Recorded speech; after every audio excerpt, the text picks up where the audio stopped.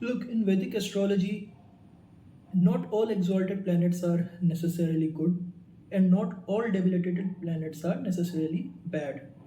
If an astrologer tells you otherwise, chuck them. They haven't understood astrology at all. It's not that simple. It's a bit more complicated than that. If it was that simple, everybody would be an astrologer. It would be just like parroting things. It's not like that. Uh, I will give you an analogy to understand what I'm trying to say here. For example, let's understand this analogy. Let's say you are born in a very rich family. Okay? You are born in a very rich family. You don't have to worry about money, finances, all of that ever. Even when you grow up, you always have. You take everything for granted when it comes to money, finances, all of those things. You take everything for granted because you never had to work hard for it. You never had to work a day in your life. So, is it good? Well, yeah, it's an exalted planet. It gives you everything. You don't have to work hard for it. You don't have to work at all. So, I would say 98% of the people would take it for granted. If you don't have to work hard, why would you work hard? For no reason. That's what exalted planet is. It gives you a potential to become great. But when you get everything in your hand, why would you try to work hard? Why would you even work hard? So that's why exalted planets are good. It's great, it gives you everything. But does it help you mature? Does it develop resilience in you? Does it help you understand things that you would if you had worked on yourself, if you had to work hard, if you had to learn stuff, if you had to educate yourself, if you had to inform yourself? Would you understand everything about you, about your emotions, about what goes on in you? You would never mature, you would never develop. That's the downside of an exalted planet because people don't work on it. Why would they work on it? I already told you they won't. And then we come to debilitated planets.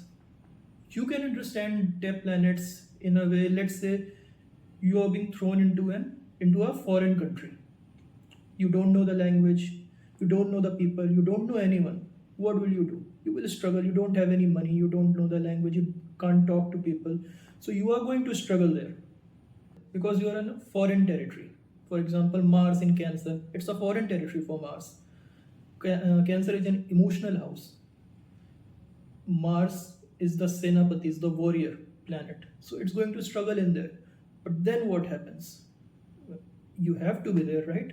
If Mars is in Cancer, you can't change that. It is debilitated. So what is going to happen? It's going to be hard. The beginning is going to be hard. It's going to be struggle. You would need to adapt. You need to learn new things. You would need to mature, to grow, to educate yourself, to inform yourself about things in this foreign territory. And that requires a lot of patience, a lot of resilience. And once you work hard on yourself, on this aspect of you that is debilitated, you are going to learn thing about yourself. You are going to be so resilient that this debilitated planet, this weakness of you, will become your strength. That's the upside. That's the good thing about dead planets. It's not always bad. Yes, the starts will always be bad. The beginnings will always be tough. But then it always depends on you whether you want to work on it or not.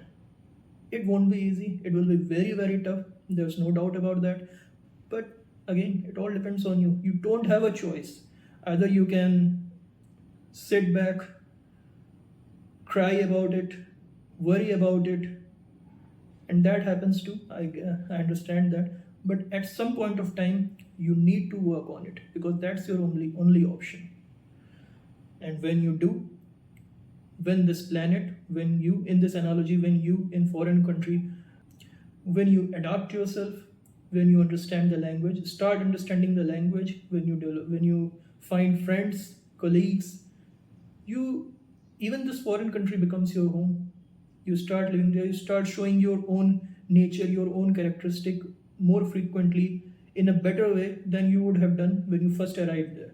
That's the analogy that you need to understand when you are trying to understand about the good thing about exalted planets or bad thing about exalted planets and the dead planets. This is the thing that not many astrologers will tell you because, see, They read books. That's okay. There are a few rules that you need to understand. There are a few basic rules that always apply. But after that, you need to go deeper. You need to learn about the characteristic of these planets, what they signify, and how do they express themselves in certain houses among certain planets, when they are conjunct to certain planets. These are things that you need to go deeper in. You need to study their stories, their origin stories, and then you will start to understand how the planets work. And this is a very important thing. This is why I said this, that not all exalted planets are all good and not all depth planets are all bad. There always a silver lining to it, and if you can work on your depth planets, it's going to be really really good for you. You will learn things about yourself, in you will grow in a way that you never thought you would. That's why when people go through, let's say for example, if people go through Ketu Mahadasha, when it starts compared to when it ends, they say it completely changed me in these few years, 5 6 7 years. It completely changed me, and they are right, because this is what planet does. So it's up to you. Work on your planets. If they are dead, it doesn't mean that they won't give results. It just means that you have to work hard. It just means that they are giving you an opportunity to work on yourself and make yourself better than you have ever been. That's all it is.